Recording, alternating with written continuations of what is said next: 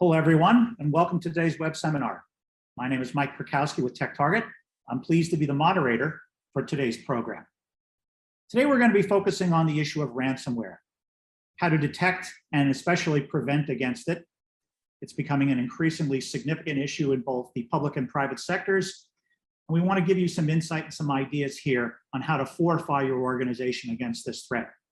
Before we go any further, I do want to take a moment to acknowledge and thank Expel for sponsoring today's program. We appreciate their support.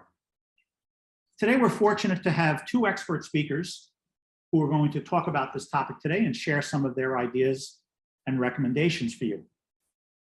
Kevin Beaver is an independent security consultant with Principal Logic. He has written, presented, and authored several books on the issue of cybersecurity and ransomware. We're pleased that we could have him here. We're also glad that we have today Tyler Fornes, Manager of Engagement Management at Expel. Between Kevin and Tyler, we've got a lot of ground to cover. So let's get started. I'm going to turn the program over to our first presenter, and that's Kevin Beaver. Kevin, the floor is now yours. All right. Thanks so much, Mike. And hello, everyone. Hockey legend Wayne Gretzky once said, "I skate to where the puck is going to be, not where it has been."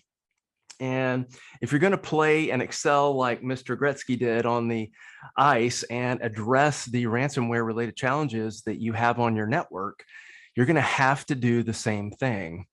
You're going to have to go look forward, move ahead, and be where that next big threat is, not where sort of it's been over the past little while, the past few years.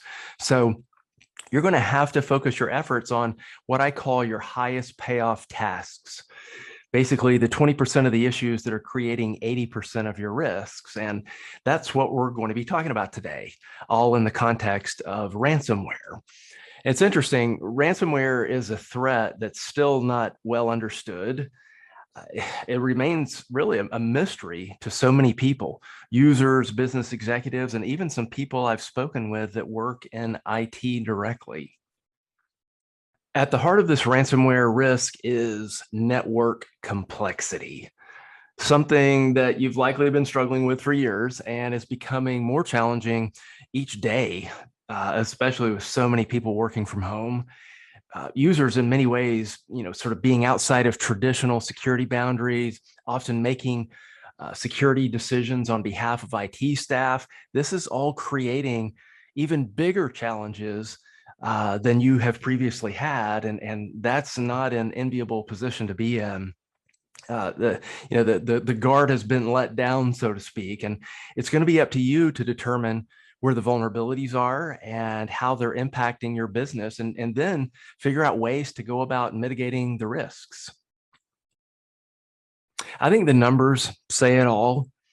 The bad guys are exploiting people and in turn leveraging those people to exploit technical vulnerabilities on computer systems and networks. And much of this is leading to ransomware infections. Just looking briefly here at the 2021 Verizon data breach investigations report, it's all about people. The graph on the left shows that social engineering was the top pattern in breaches out of 5,275 incidents. And the graph on the right shows that the actual action of how the bad guys have gone about exploiting, 85% of the breaches involved a human element. So this is a big deal. I think it speaks for itself, and we all know about the challenges of ransomware, but I thought these were interesting numbers that I wanted to share with you just to sort of underscore what we are up against. Regardless of what the numbers and headlines say, people are still letting their guard down when it comes to ransomware. I'm seeing it in my work as a consultant, and I hear it from colleagues and friends that are working in the industry. And the reality is there's so much to lose. There's data losses, there's financial losses, there's potential job losses, and you can't afford to let your guard down. This is not the path that you want to be on. But that's why you're joining us here today, to help sort of make sense of all this and find some solutions to the ransomware challenges that we're facing. But you don't want to be like the guy in the image here. You don't want to think that your network and your systems and your information are more secure than they actually are, because that can basically just open up a whole cavalcade of issues and challenges for you. So why do ransomware infections occur? Well, there's probably 1,000 things that are causing these infections to actually happen, to take place, and to create so many challenges in organizations. I've listed here what I believe to be the top ones based on what I see in my work. And I work with a lot of organizations of all sizes and pretty much every industry across the board. My target and most of my clients are mid-market size enterprises. So they typically have a decent size IT staff. They typically have 1 or 2 people in charge of security. And yet they still struggle in so many areas, especially these. In many cases, they don't have enough technologies to help sort of ward off the threat. Sometimes they have too many technologies that are creating a distraction. They basically have so much going on that they just can't manage it all. They're being spread too thin. I see this sort of this level of checkbox expediency, I guess, is the best way to refer to it as. It's human nature. We like to get stuff done. We like to check boxes. We like to be able to move on to the next thing. And unfortunately, that level of expediency and, hey, let's just get this out of our way right now. Let's move on. Let's head down the road. I've got 1,000 things to do. That is actually facilitating a lot of this, a lot of these oversights. And I think it's a lot of, honest mistakes. I think it's just people that are just overwhelmed. And sort of, again, just going down that list, check out those boxes. I mentioned it before, but this is worth repeating. Users making their own security decisions.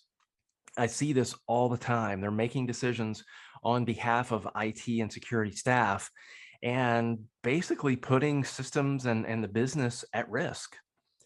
A lot of that is due to a lack of awareness. I have a lot of clients that don't train their users, or they train them periodically, maybe once a year. They get the message out, or they do some random phishing testing, and I don't think that's enough. You've got to get that message out periodically and consistently over time in order for it to sink in and to stay at the top of their minds.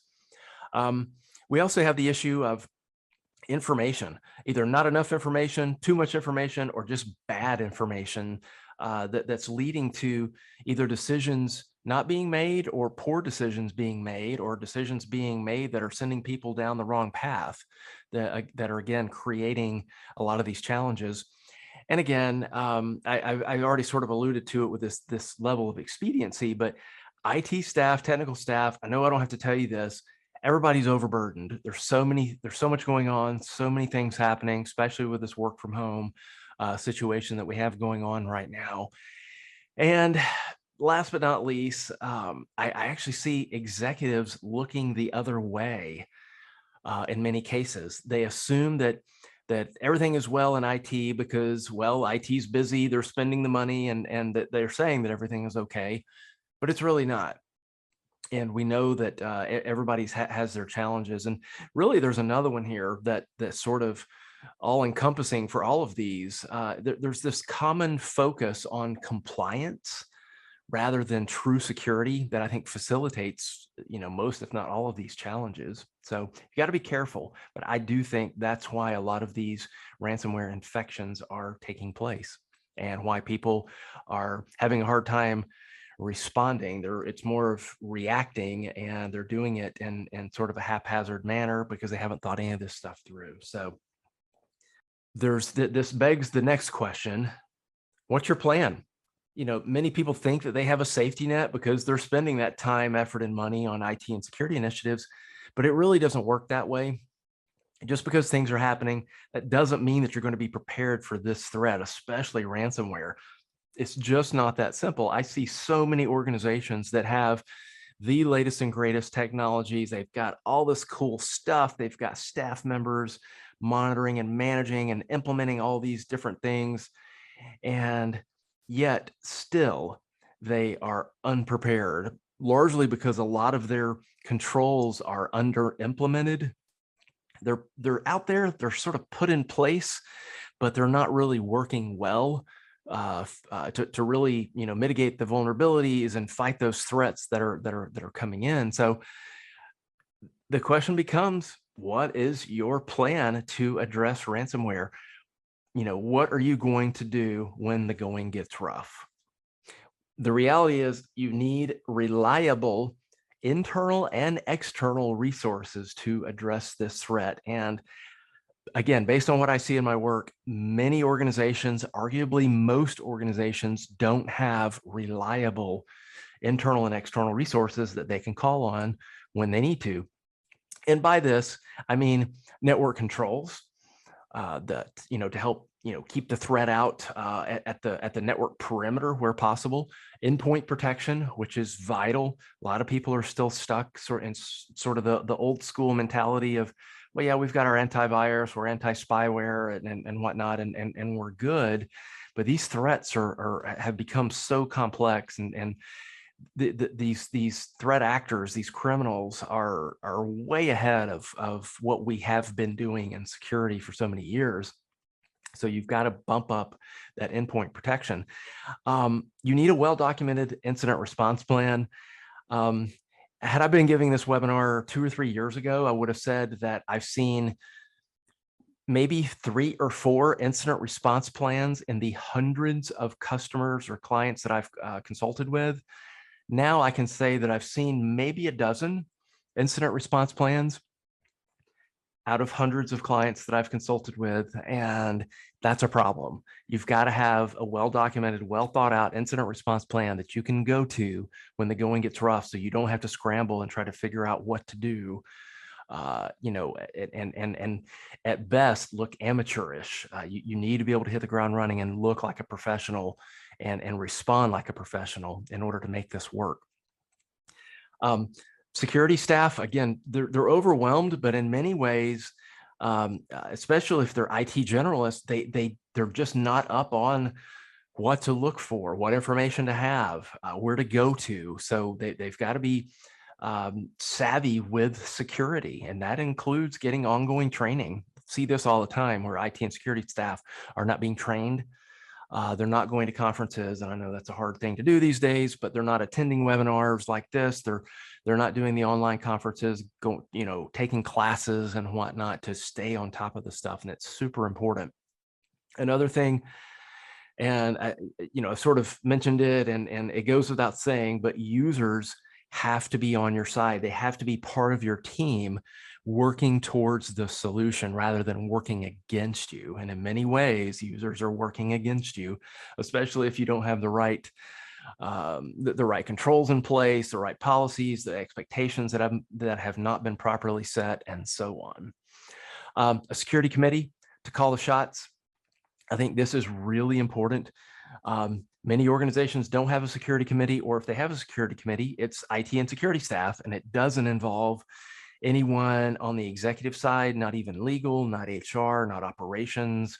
And I think that's super important to have a committee that is on board, that is making decisions that are going to benefit the business longer term beyond what IT and security staff can do. Because what we're dealing with here, information security as a whole, and even ransomware itself, is not just an IT issue. It's not just a security issue. This is a business issue, and you have to have representatives on board that can help steer things in the right direction.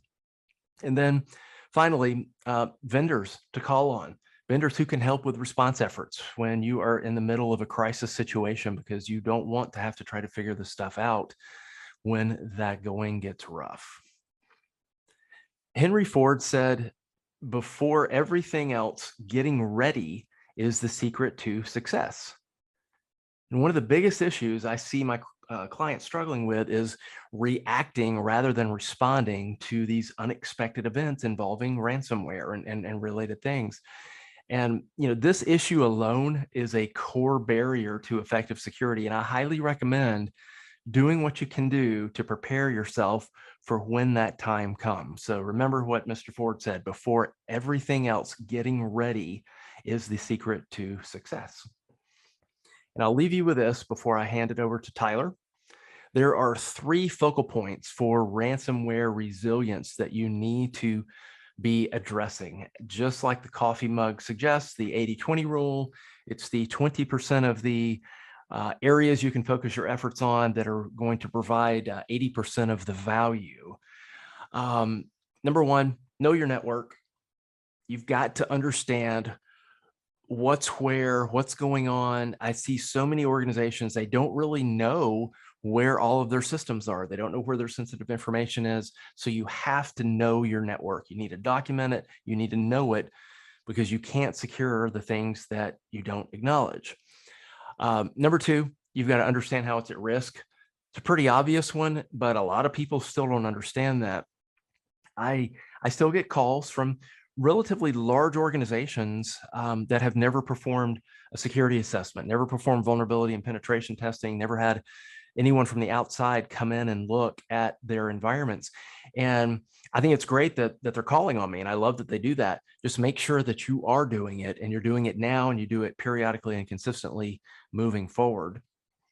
So number 3, do what's necessary to gain control in order to build that resilience. I know this sounds obvious. You're thinking, wow, Kevin, thanks for the advice. So I gotta understand my network, understand how it's at risk. And then I guess I need to go do something about it. I bring this up because I see so many organizations that are lacking in all 3 of these areas, or at least 1 or 2 of them. And you've got to do all 3 if ransomware resilience is your ultimate goal. So know, understand, do. That's the formula. And this is going to require you to solidify your controls, get your users on board, develop and enforce the right policies, automate where you can, integrate security into your business culture, and then have someone you can call on when needed for when the going gets rough. So Tyler, that's all I've got. Over to you. All right. Thanks so much, Kevin. And a bunch of great points Kevin just made that I'm also going to do my best to echo on, and also talk about from the perspective of what we've seen with ransomware at Expel. And I'm also going to share with you kind of how we think about detecting, responding, and remediating ransomware when we have seen it at our customers. So this is called Stay Ahead of Ransomware. These are kind of some of the cheat codes that we're going to be sharing with you that we use for ransomware response. And we're going to talk about why ransomware is so challenging to respond to first. We're then going to talk about what great ransomware response looks like, or at least what we think it looks like at Expel. And then lastly, we're going to talk how to prepare yourself for ransomware. And we're going to share some of the things that we tell all of our customers to do to make sure that they're being as resilient as they can be to being able to prevent a ransomware attack. So what makes ransomware response so challenging? First and foremost, ransomware response in real time is super challenging. Hours are minutes and minutes are seconds. And what I mean by that is when you're dealing with something like ransomware, ransomware is kind of a crash and burn car crash. It's not something that happens slow. It's not something that takes a lot of time. It's not something that's sneaky. It's something that's going to hit your organization hard and fast. Once you see that first sign of ransomware, usually the deployment of it happens in seconds across your network. And a lot of ransomware that we've seen and still continue to deal with in 2021 automatically propagates to hundreds, if not thousands of hosts very, very quickly. We've all read breach reports for some of the larger ransomware infections that have happened in the last 5 or 6 years. And everyone that's been involved in those responses will tell you that by the time they actually got to responding, the damage had already been done. And so with that all being said, we have to be able to move quick to be able to not only just be able to identify the hosts that are involved in that and know kind of the total, the total scope of the compromise, but we also need to be able to go get the forensic artifacts we need. And as the encryption continues with ransomware, forensic artifacts become harder and harder to pull because they're obviously being encrypted by the ransomware itself. So we need tools that can respond really quickly, and we don't have a lot of time for being able to do manual forensic collection and be able to do manual incident response. We need to be prepared for this type of response. We need to know what to expect, and we also need tools that can help us get there. I want to share with you some of the things that we see at Expel. And we do see a lot of ransomware at Expel, but not in the way that you might think. Going back over the last quarter of the entirety of incidents that we've dealt with across our customer base, 15% of incidents over the past few months could have led to a ransomware event. And what I mean by could have is these were actually stopped by security controls that we put in place for our customers to be able to stop the initial deployment of ransomware. Now, why that's significant is because one of the tips that I'm going to share with you next is we want to be able to prioritize the early signs of ransomware deployment. And when we think about doing detection for ransomware, it's a little bit different than how we normally would prepare for things like an advanced breach or another type of critical incident that we would deal with at our customers. It aligns a lot more with commodity malware and some of the traditional techniques that you see that being deployed. So with all that being said, it's not an unsolvable problem, but you do need to be able to prioritize, optimize, and be ready to execute a plan if there is an attack. So how can you be better prepared? This is our kind of cheat code for great response. And I'm going to share a couple of really high level tips here, and we're going to dig into them individually as we go along in the presentation. So first and foremost, great ransomware response to us looks like being able to prioritize the signs of delivery, optimize the next steps, and easily perform the remediation if you need to. And I'm going to go through these a little bit more in depth. But when we talk about prioritizing the signs of delivery, what we're really looking for is we're looking for those early signs that someone is knocking on the door and trying to deploy the ransomware. That's all detection. That's something that we want to make sure that we have the right traps in place to be able to detect an attacker that might be able to that's doing some reconnaissance on your network, or that's basically being able to find some of the traditional techniques that the malware itself uses to download a second stage payload and actually start encrypting a host. Optimizing the next steps to us means what are you going to do if you actually do spot a ransomware infection? What are some of the things that your incident responders or your SOC should be prepared to be able to do? And what are some of the ways in which you can tune your technology to actually help you in that process? And lastly, easily being able to perform the remediation. What are you prepared to do in the moment to remediate a host that might be compromised with ransomware? Or even worse, what are you ready to do to be able to prepare yourself so that you can isolate or remediate thousands of hosts that have been hit with ransomware? We're going to talk a little bit about that as well. Prioritizing the signs of delivery.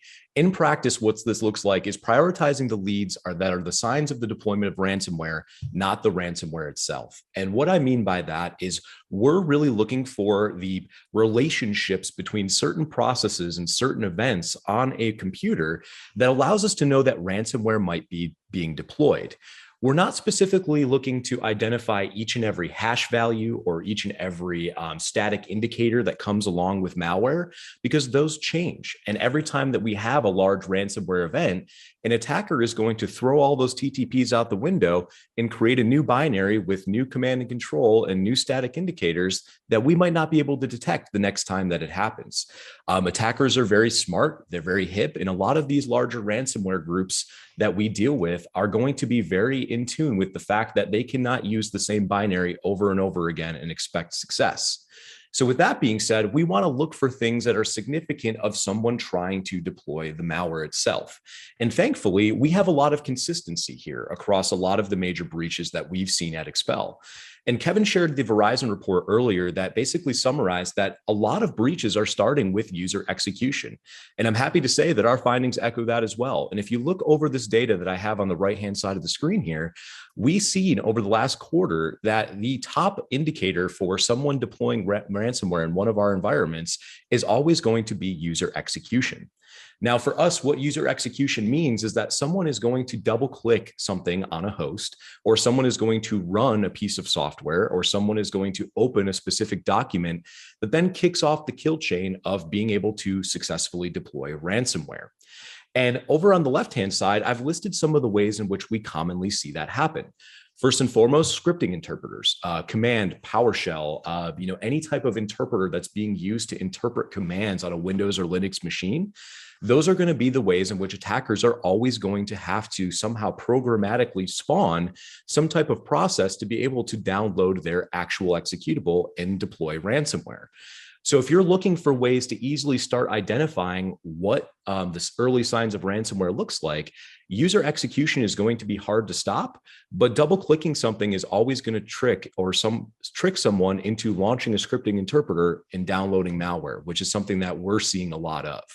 And so if you can find a way to go and actually monitor command, PowerShell, Java, all of those scripting interpreters that people commonly use, you're going to find a lot of success, and you're going to find a lot of very weird things that are happening in your environment that may be these early signs of ransomware deployment, and also other commodity malware deployment as well. Now, right below that, I have listed executions of HTA, JavaScript, and unmanaged PowerShell. These are ways in which we commonly see that second stage payload being deployed. If we think of kind of the classic old school way of deploying any type of commodity malware, which is a Microsoft Office document or something similar that comes through email, these are going to be the things that people are going to be doing on the back end of those malicious documents to actually kick off the ransomware process. And usually when you're dealing with something like HTA or unmanaged PowerShell, that's going to be what's called the download cradle that's going to trigger the download of the malware itself. If we can monitor those, and if we can start to look for signs of weird binaries being pulled down via those services, that's going to be a way that you're going to find a lot of ransomware, but also additional malware in your environment. One of the interesting trends that we've seen in the last couple of years with a lot of more formalized ransomware gangs is that when they're infecting and finding their initial vector into an environment, they're not just immediately deploying ransomware. One of the changes that we've seen is that they're actually doing a fair bit of reconnaissance in that environment, as a kind of more targeted attacker traditionally would, to find the right place to actually deploy the ransomware. So with all that being said, you're not only just looking for ransomware being deployed, but you may be looking for something like Cobalt Strike, or you may be looking for something like a remote access tool that allows them to poke around and do some reconnaissance in your environment to then laterally move and further exploit your network before the ransomware is actually staged. So with that being said, this is a great way of finding some of those things, because we know that this is how those things are normally deployed. Now, lastly, IAS and Apache exploitation. This is one of the ones that doesn't require user interaction, but is worth calling out because it's a very significant trend in the industry right now. We've constantly seen over the last 6 to 8 months a pretty sharp increase in the number of public-facing vulnerabilities that have been used to actively break into a network and deploy ransomware. And what that looks like is attackers are going to be scanning the border of your network, looking for old vulnerabilities to go and exploit with common CVEs that allows them to gain that initial access and possibly deploy ransomware on a public-facing server, or like I mentioned before, actually use that server as the initial point of access to move laterally and find a better place to deploy that ransomware. Now, all that being said, these are the things that if you're looking for some quick wins to be able to identify the early stages of ransomware, these are the things that we recommend looking into, and these are the things that you should be prioritizing in your SOC. So optimizing the next steps. This is a little bit of a post-mortem. This is, what do we do if we actually identify ransomware? So let's say we're looking at through our technology, or we're looking at alerts that are coming into our security operations center, and we start to see early signs of ransomware. For example, we might actually see a binary being pulled down that matches a virus total hash for ransomware, or we might see unmanaged PowerShell launching and downloading a specific binary. What does our team need to be able to do next to be able to respond to that and identify if there actually is a threat here? Well, enabling your team to perform basic enterprise searching and forensic collection is going to be the way in which you start to handle the next steps. Every forensic investigator or every incident response firm that's going to come into your environment and start doing that enterprise level scoping is going to need the data to be able to do so. And it's also a really good idea to start thinking about what they might need to get a head start. I've worked many ransomware cases where we've gone into a network and we've had to spend days, if not weeks, just standing up the technology to be able to understand where the ransomware might be. We love organizations where we go in and they already have something that's doing this for us so we can get to work right away. And the faster that we can get to work, the faster that we can figure out what the total scope of the ransomware event was, and also being able to walk it back to understand the source and how we can start remediating. So a couple of questions that I'm going to leave you with is, do I have the data I need to determine where else a file may have executed in my environment? Maybe where else or how many hosts that we've actually seen this on, but also where can I get the metadata I need to prove what happened on a host next, or maybe even before the ransomware was spotted on that host. Those are all very important things that we optimize our SOC for at Expel to make sure that we can answer those key investigative questions when we're brought in to actually respond and investigate ransomware. So lastly, what I want to talk about is easily performing the remediation. And now, obviously, in a ransomware event, there's going to be a lot of things that are going to need to happen very quickly to be able to remediate something effectively at scale. So when we're thinking about doing remediation for ransomware, really, we want to be able to first and foremost stop the spread. I was talking earlier about a lot of the engagements that we've worked on with ransomware, where there's an automatic propagation method that's being used to rapidly expand the number of hosts that are being actively exploited, and also being able to hit as many hosts as possible and kind of have the spray and pray methodology of hitting something that makes it worth paying the ransom. Well, how you can get ahead of paying the ransom is being able to do some of these things in real time. First and foremost, isolation of hosts in Windows and Linux should be top priority. Meaning, do I have something like an EDR or do I have something like an advanced AV product that can go and actually isolate some of the initial hosts that are being ransomed to stop that propagation and possibly even take out the attacker from the network from whatever source they're coming in from? Second, and probably another most important one, hash banning. How can I stop all of these processes that are executing across my network that have spawned from a malicious file? I want to be able to have a product that can do that at scale across my enterprise with the click of a button. Also, along with those two things, making sure that I have the appropriate coverage with that particular product across my environment to make sure that it's on all of my critical assets so I can do these things. Network blocking, making sure that we're able to identify any C2 and identify and block any C2 so that maybe we actually pick up a command and control tunnel or a command and control node to be able to get rid of the attacker or any kill chain mechanisms that they have that might be next. And lastly, resetting credentials. Kevin also shared earlier on the Verizon data breach report that another significant method of entry for a lot of attackers is credentials and credentials that are compromised. It's always a great idea to know that you have an ability to be able to do credential resets at scale and know what team is responsible for doing these before you actually have to do that. We run into a lot of cases where credential resets are actually very hard because there's this unfortunate wall that's built between the security or the IT organization or another team that handles access for a corporation, where it might even take a few hours or a few days to get that credential reset.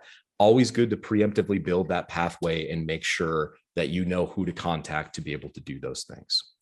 So lastly, one thing that I want to chat about in total with all of this is making sure that you have appropriate coverage. All of these things are under the assumption that we have good coverage of particular tools and technology.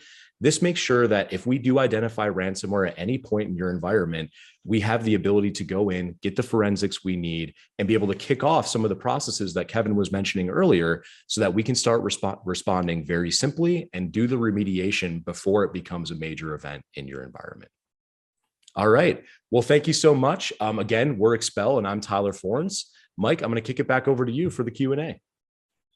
Tyler, thanks very much to both you and Kevin for really great ideas about how to detect, defend against, and remediate on the impact of ransomware.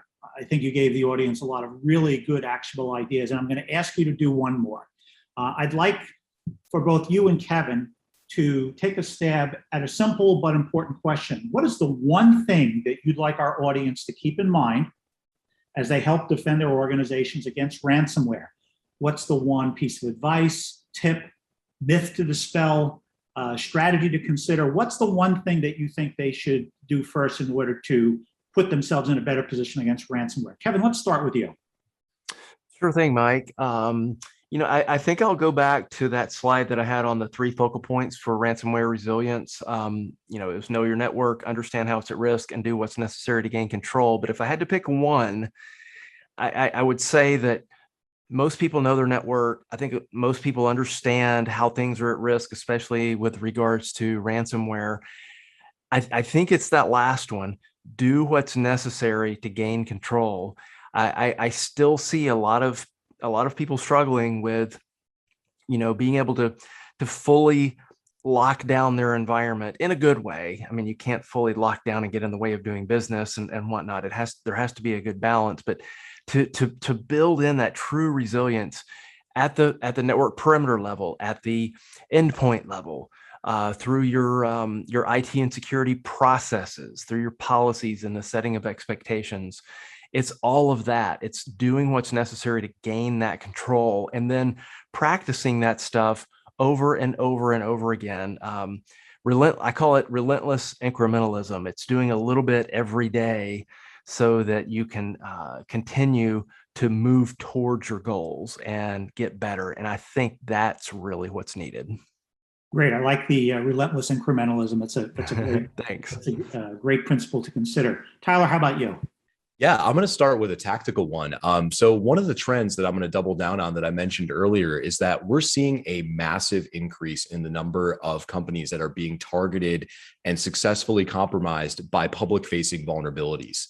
And one of the biggest things that I would recommend for not only ransomware, but a lot of other things that are happening in the security community right now is being able to successfully identify your public-facing assets and know what software and what version is running on those public-facing assets. The easiest way to do that is using a service such as Shodan to be able to put in your public IP space and start scanning and seeing what assets that you have that are out there that anyone in the world can view.